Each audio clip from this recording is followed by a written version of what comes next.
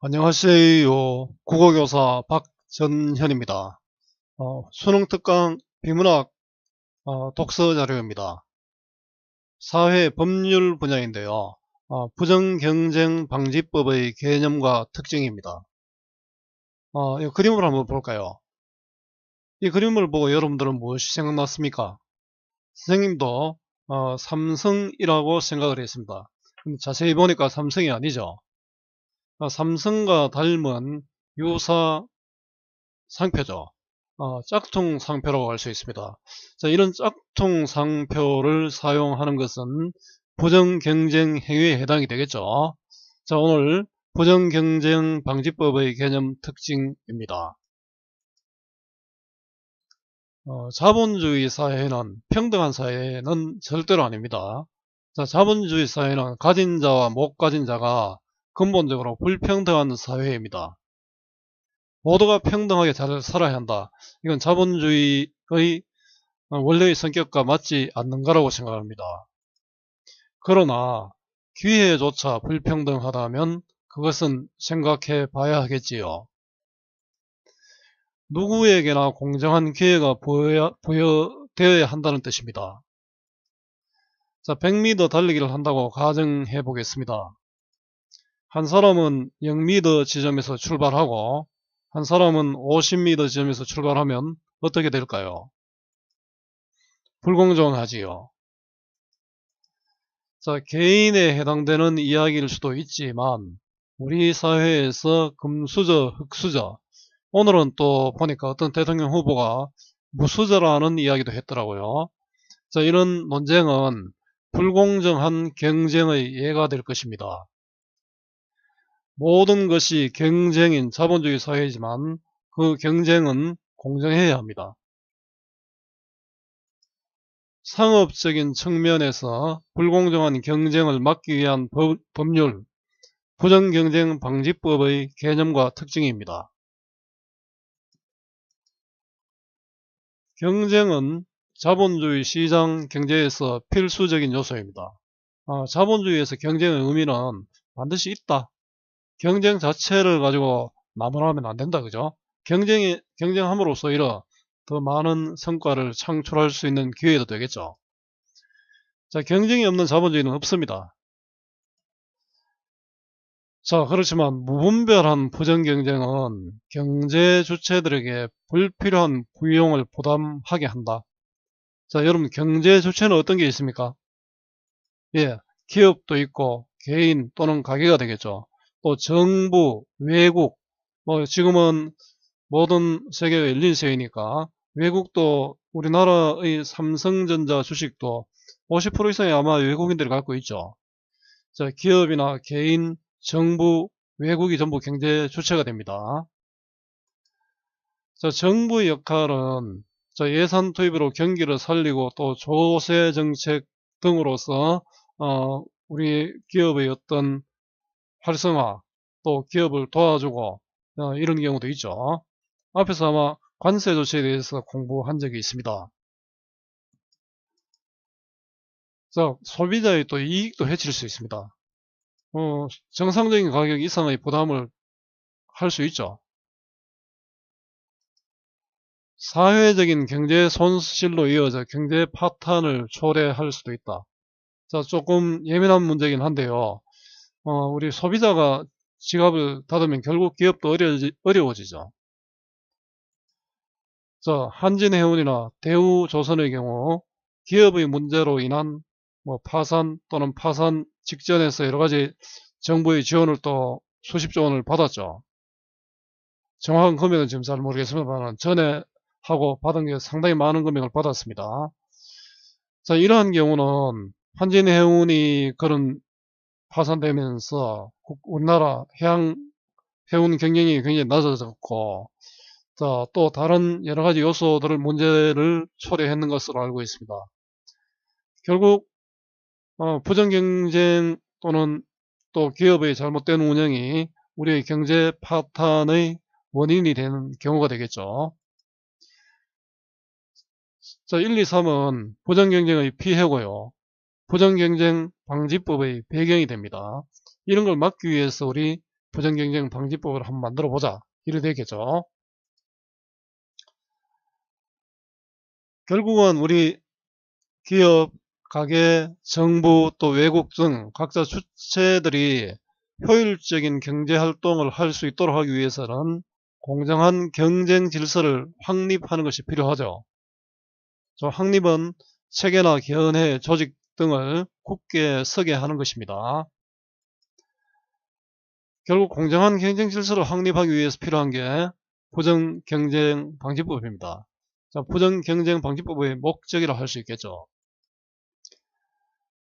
그래서 부정경쟁방지법이 나왔습니다.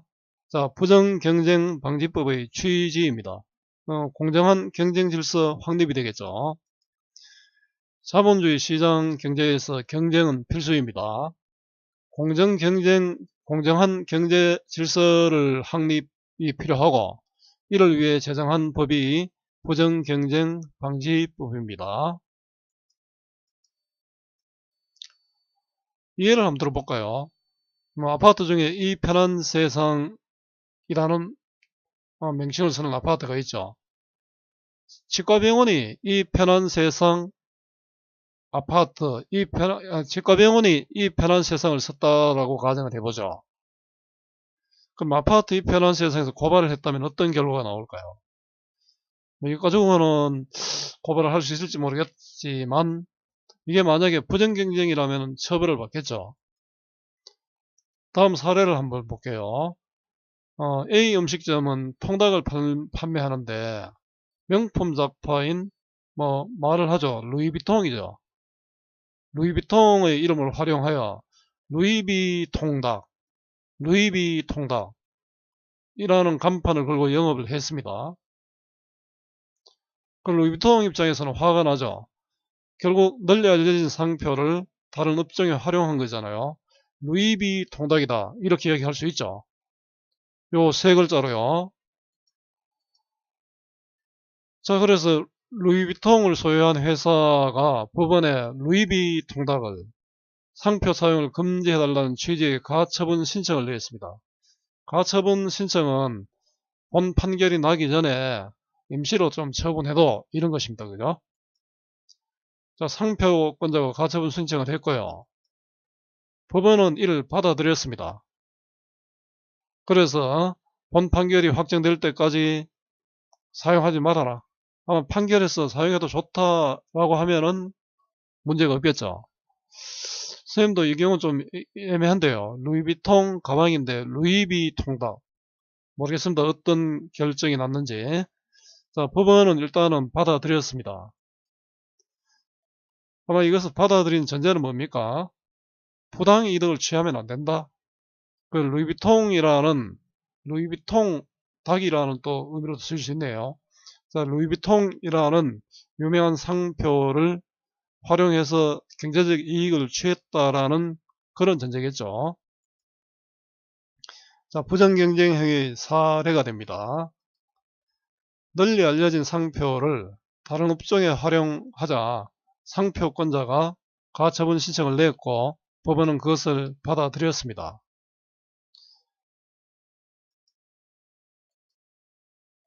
자, 위의 사례는 부정경쟁 행위의 한 유형을 나타내고 있는데요.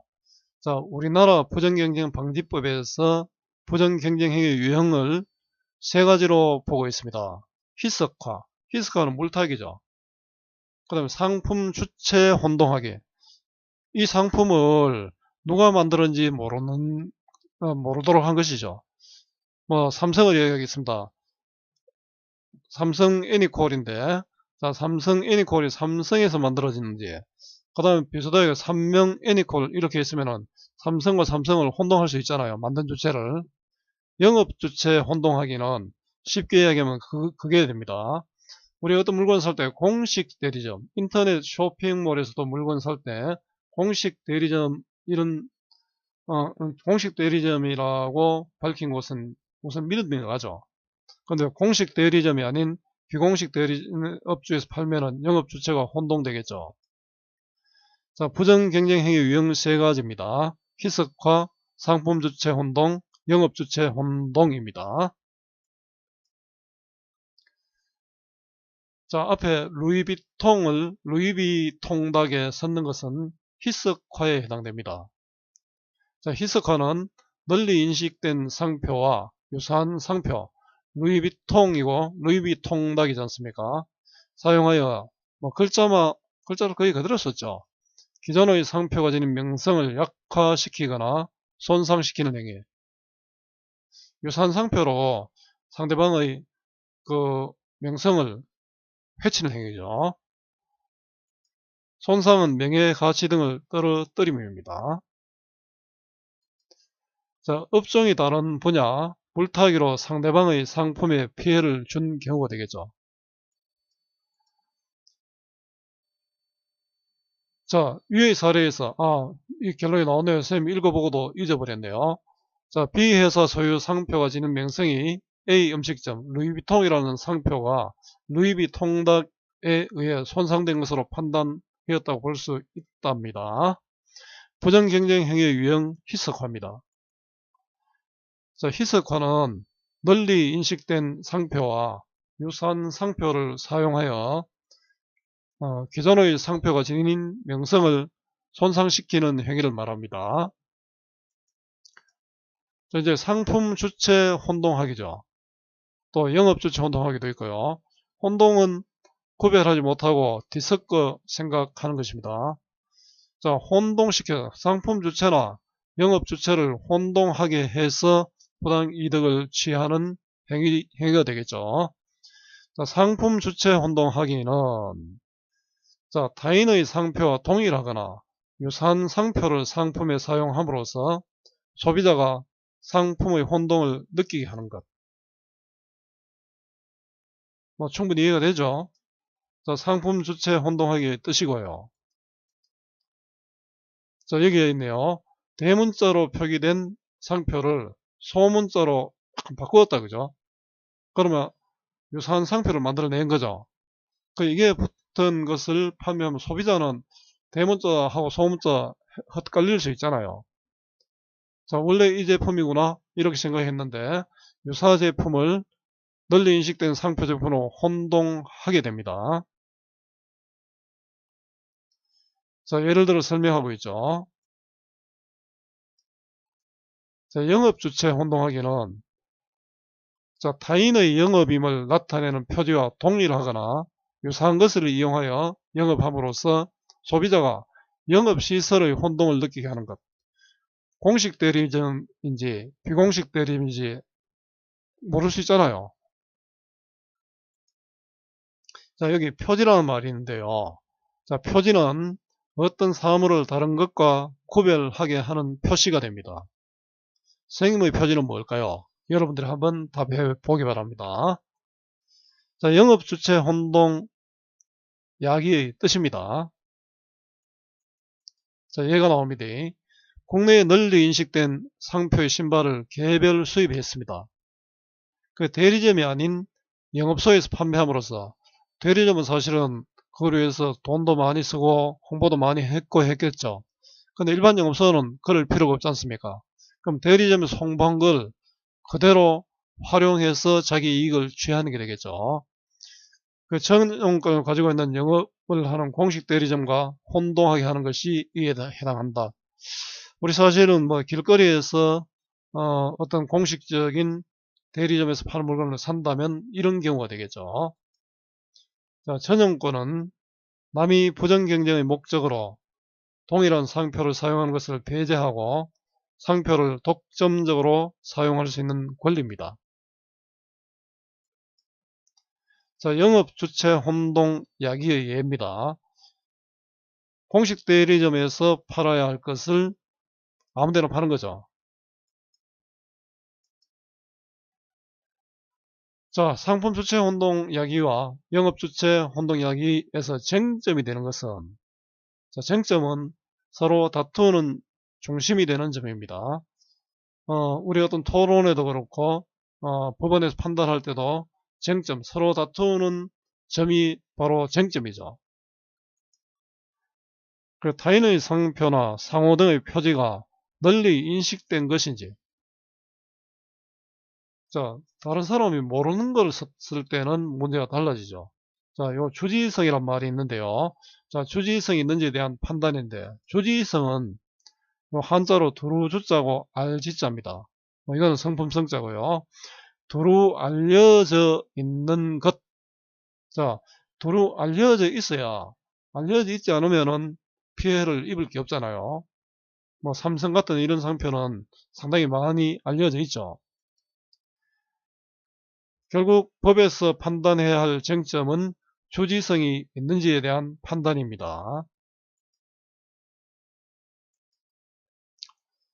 자, 그러면 주지성을 판단하는 기준은 또 어떤 게 있느냐 하면은 사용기간, 사용량 등에 있어서 사회 통념상 널리 알려져 있느냐는 여부. 주관적으로 사회적으로 많이 알려져 있느냐, 사용기간, 사용량에 있어서 이런 게 되겠죠. 그런 의미에서 선생님 블로그는 상당히 알려져 있는 편에 속하겠죠. 자, 법원의 판단 기준이고요. 사용기간, 사용량의 측면에서 통념상 주지성이 있느냐, 이게 기준이 됩니다. 자, 부정경쟁 행위의 유형인데요. 상품 주체 혼동 야기와 영업 주체 혼동 야기입니다. 둘 다 나쁜 거죠. 자, 상품 주체 혼동 야기와 영업 주체 혼동 야기는 침해 행위자가, 이런 말을 나오니까 어렵죠. 침해 행위자가 법률 용어입니다. 그죠? 소비자에게 혼동을 느끼게 하여 부정이득을 취하는 부정경쟁 행위를 말합니다. 쟁점은 주지성, 널리 알려져 있다는 것이죠.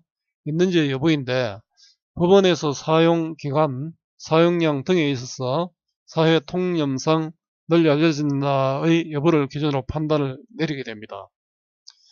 사실 우리 살면서 법이 없어도 살 수 있으면 좋은데 법을 좀 잘 알아야 될 경우도 상당히 많습니다. 자, 이런 부정경쟁 방지법이 상표법과 비슷하면서 다른 점이 있답니다. 자, 상표법은 공통점은 두 번 모두 공정한 경쟁을 유도하는 기능을 수행하고 있고요. 자, 상표법은 등록 절차를 통해 등록 상표에 대해 독점적인 배타권을 부여하는 권리입니다. 아마 뒷부분에 가면 특허권이 있는데요. 특허권과 또 같이 나중에 한번 생각해 보면 될 것 같습니다.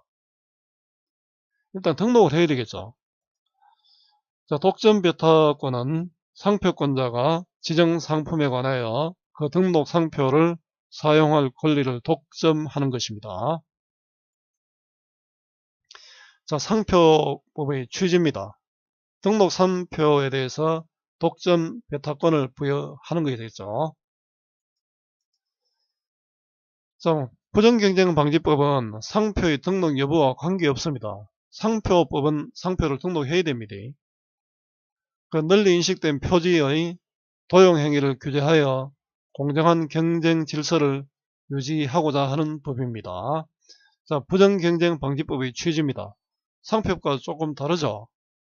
문제는 여기 기억, 부정경쟁방지법, 니은 상표법 해놓고 어떻게 다른지 이런 문제도 출제될 수 있겠죠. 자, 그러면은 이게 어떻습니까? 침해 행위자가 그 침해 행위를 한 사람이 바로 침해 행위자죠. 결국 부정 경쟁을 한 사람이다. 그죠? 자, 소비자를 혼동시키거나 자, 희석화를 초래했다면 두 가지 법이에요. 두 가지 법은 부정 경쟁 방지법과 상표법이죠. 중첩하여 처벌하는 것이 가능하답니다. 자, 겹치거나 포개어짐이 중첩이고요. 결국 상표법과 부정경쟁방지법 둘 다로 처벌하는 것이 가능하다. 그럼 죄가 더 심해지겠죠.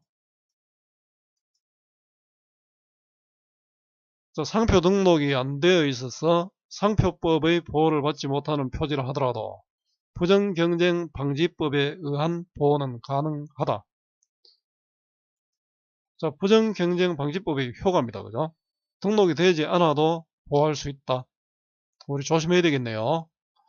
부정경쟁방지법이 상표법을 보완하고 있다고 해석되기도 합니다. 부정경쟁방지법과 상표법의 관계, 상호 보완적인 관계에 있죠. 자, 부정경쟁방지법과 상표법입니다. 자, 상표법은 등록 절차를 통해 등록 상표에 대해 독점 배타권을 부여하는 권리를 보호하고자 하는 법이고요. 부정경쟁방지법은 상표의 등록 여부와 관계없이 널리 인식된 표지의 도용행위는 훔쳐가는 행위죠. 훔쳐서 사용하는 행위, 규제하여 공정한 경쟁 질서를 유지하고자 하는 법입니다. 중첩처벌이 가능하고 부정경쟁방지법이 상표법을 보완하고 있는 측면이 있습니다. 자, 상호 보완적 관계가 되겠죠. 자, 부정경쟁방지법의 개정과 특징 또 상표법과의 관련성을 한번 봤습니다. 자, 윗글의 내용을 단락을 기준으로 문장으로 요약하고 주제를 말해 보세요인데요. 국어 공부의 기본은 본문 중심의 학습, 반복과 복습입니다. 많은 학생들이 본문 대충 보고 문제의 답을 찾는 것으로 공부를 다 했다고 생각하는 경우가 있는데요. 자, 그래서는 독해력이 늘지 않습니다. 단락을 요약해보는 것은 사고력 확장의 또 필수입니다. 자, 부정경쟁방지법의 개념과 특징이고요. 자, 내용 확인과 문제 풀이는 이 뒷부분에도 있습니다. 여러분들이 해보고 자료를 또 확인하기 바랍니다. 강의는 여기까지입니다. 자, 오늘 부정경쟁방지법의 개념과 특징 이 수업이 여러분들에게 도움이 되었으면 좋겠습니다.